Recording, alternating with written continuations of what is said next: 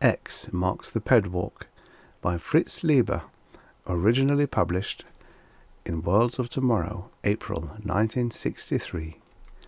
Narrated by Tom Trussel. This is how it all began, the terrible civil strife that devastates our world.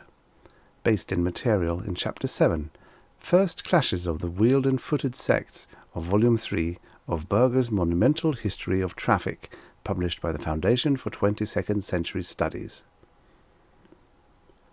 The raggedy little old lady with a big shopping bag was in the exact center of the crosswalk when she became aware of the big black car bearing down on her. Behind the thick bulletproof glass, its 7 occupants had a misty look, like men in a diving bell. She saw there was no longer time to beat the car to either curb. Veering remorselessly, it would catch her in the gutter. Useless to attempt to feint and double back, such as any venturesome child executed a dozen times a day. Her reflexes were too slow.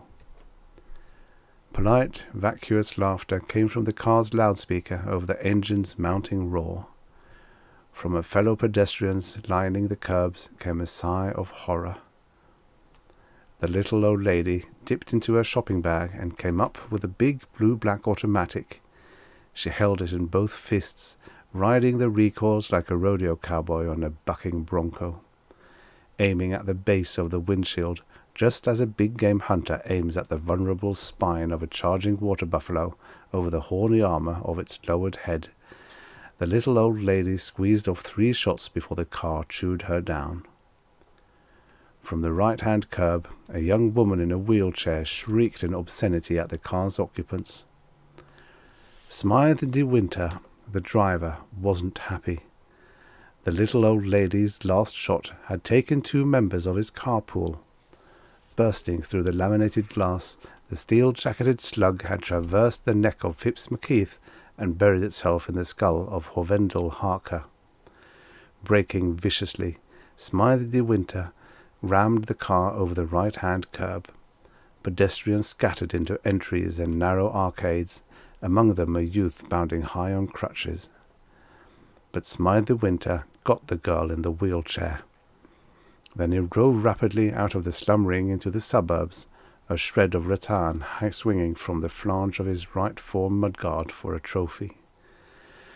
Despite the 2-for-2 casualty list, he felt angry and depressed. The secure, predictable world around him seemed to be crumbling. While his companions softly keened a dirge to Horvey and Phipps and quietly mopped up their blood, he frowned and shook his head. "They oughtn't to let old ladies carry magnums," he murmured. Witherspoon Hobbs nodded agreement across the front seat corpse.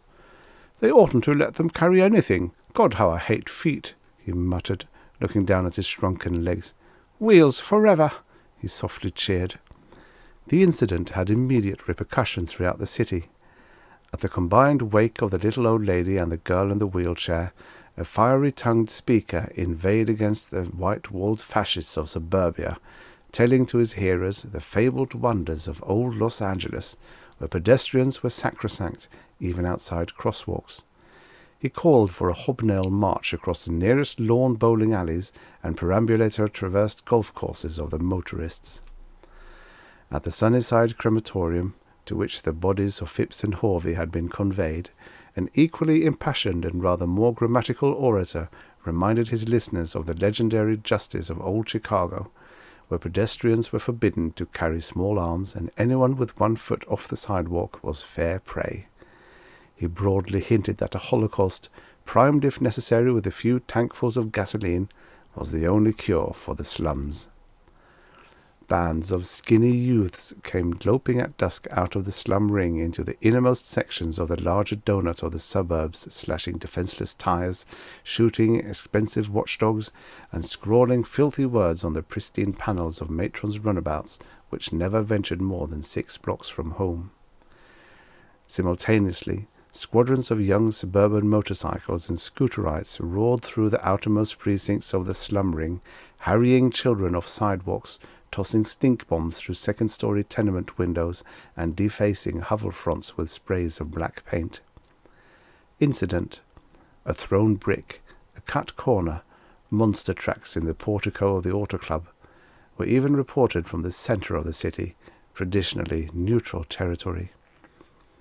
The government hurriedly acted, suspending all traffic between the centre and the suburbs and establishing a 24-hour curfew in the slum ring. Government agents moved only by centipede car and pogo hopper to underline the point that they favoured neither contending side. The day of enforced non-movement for feet and wheels was spent in furtive, vengeful preparations. Behind locked garage doors, machine guns that fired through the nose ornament were mounted under hoods, illegal scythe blades were welded to oversized hubcaps, and the stainless steel edges of flanged fenders were honed to razor sharpness. While nervous National Guardsmen hopped about the deserted sidewalks of the slum ring, grim-faced men and women wearing black armbands moved throughout the webwork of secret tunnels and hidden doors, distributing heavy-caliber small arms and spike-studded paving blocks, piling cobblestones on strategic rooftops and sapping upward from the secret tunnels to create car traps. Children got ready to soap intersections after dark. The Committee of Pedestrian Safety, sometimes known as Robespierre's Rats, prepared to release its 2 carefully hoarded anti-tank guns. At nightfall, under the tireless urging of the government, representatives of the pedestrians and the motorists met on a huge safety island at the boundary of the slum ring and the suburbs. Underlings began a noisy dispute as to whether Smiley de Winter had failed to give a curtsy honk before charging, whether the little old lady had opened fire before the car had come within honking distance, how many wheels of Smiley's car had been on the sidewalk when it hit the girl in the wheelchair, and so on. After a little while, the high pedestrian and the chief motorist exchanged cautious winks and drew aside. The red writhing of 100 kerosene flares and the mystic yellow pulsing of 1,000 firefly lamps mounted on yellow sawhorses ranged around the safety island, illumined the 2 tragic, strained faces. "A word before we get down to business," the chief motorist whispered. "What's the current SQ of your adults?" 41 and dropping, the high pedestrian replied, his eyes fearfully searching from side to side for eavesdroppers. "I can hardly get aides who are halfway compos mentis." "Our own sanity quotient is 37, the chief motorist revealed. He shrugged helplessly. "The wheels inside my people's heads are slowing down. I do not think they will be speeded up in my lifetime." "They say government's only 52, the other said with a matching shrug. "Well, I suppose we must scrape out one more compromise," the one suggested hollowly. "Though I must confess there are times when I think we're all the figments of a paranoid's dream." 2 hours of concentrated deliberations produced the new wheel-foot Articles of Agreement. Among other points, pedestrian handguns were limited to a slightly lower muzzle velocity and to .38 caliber and under, while motorists were required to give 3 honks at 1 block distance before charging a pedestrian in a crosswalk. 2 wheels over the curb changed a traffic kill from third-degree manslaughter to petty homicide.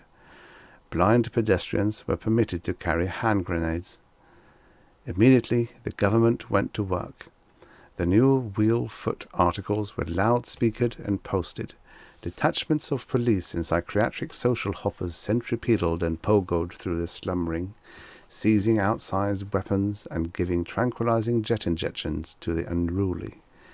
Teams of hypnotherapists and mechanics scuttled from home to home in the suburbs and from garage to garage, enchanting a conformist serenity and stripping illegal armament from cars.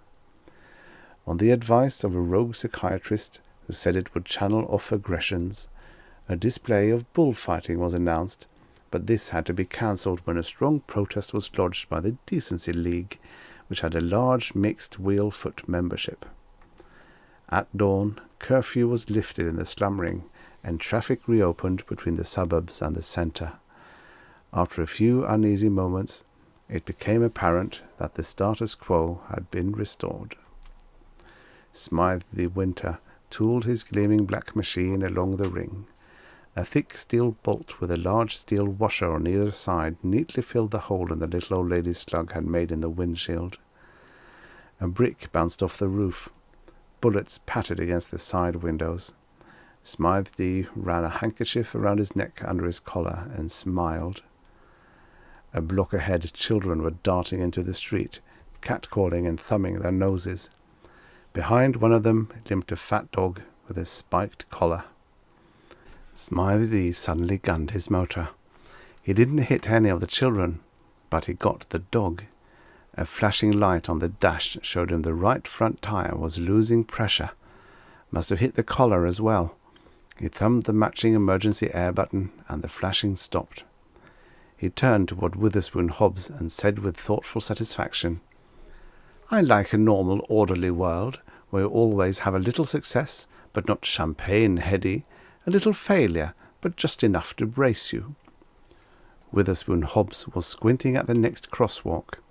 Its centre was discoloured by a brownish stain ribbon tracked by tyres. "That's where you bagged the little old lady, Smythe D," he remarked. "I'll say this for her now, she had spirit." "Yes, that's where I bagged her," Smythe D agreed flatly. He remembered wistfully the witch-like face growing rapidly larger, her jerking shoulders in black bombazine, the wild white circled eyes. He suddenly found himself feeling that this was a very dull day.